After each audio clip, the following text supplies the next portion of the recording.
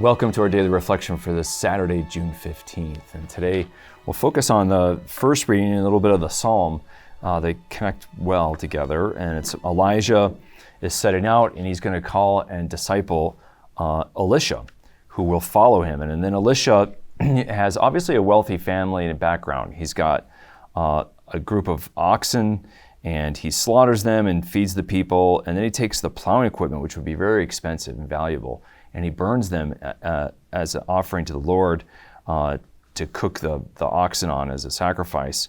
And then he left and followed Elijah. And of course, we know that he had to leave his parents and his family as well. So what's interesting is that here we have Elisha following the Lord and the prophet that God has, which is Elijah. And so, to follow, Elisha has to let go. And so here we see that, the cost of discipleship basically requires that if you're going to follow God, you have to leave behind things and you have to give them up and you have to let go. And that's hard. That's the paradox. And the psalm today, Psalm 16, talks about how, if calling God his God, David says, you are my Lord, and you are my inheritance and my cup. And to you, it is you who hold fast my lot. In other words, you are my inheritance. And of course, inheritance would be your possessions. And so you work hard, you save, you accumulate, you work to get more sheep or oxen to make your land fruitful.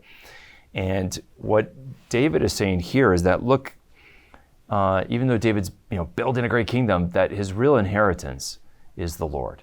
Because at the end of the day, you can't take it with you. Even if you're David and you have a kingdom, whatever we build, however big our 401k gets, it's really temporary, it's really fleeting. And you have to let it go. And in order to possess God, oftentimes we have to be dispossessed of the things of this world and of these goods.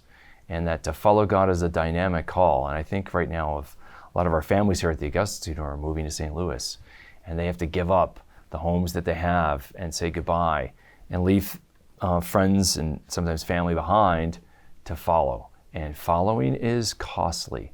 And yet you can't avoid it in the end. We all have to be we're all on a pilgrimage here.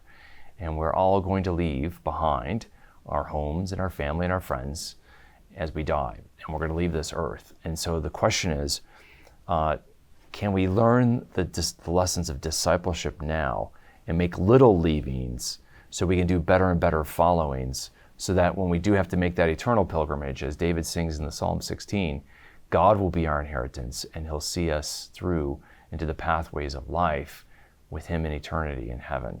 And so that's the question. So today, the lesson's about following and giving up and really being able to make sacrifices. And so let's look at the example of Elisha and the song of David and ask God to teach us these lessons and how we can apply them in our own lives today.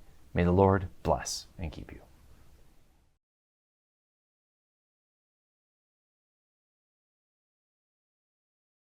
This daily reflection is brought to you thanks to the generous support of the Mission Circle.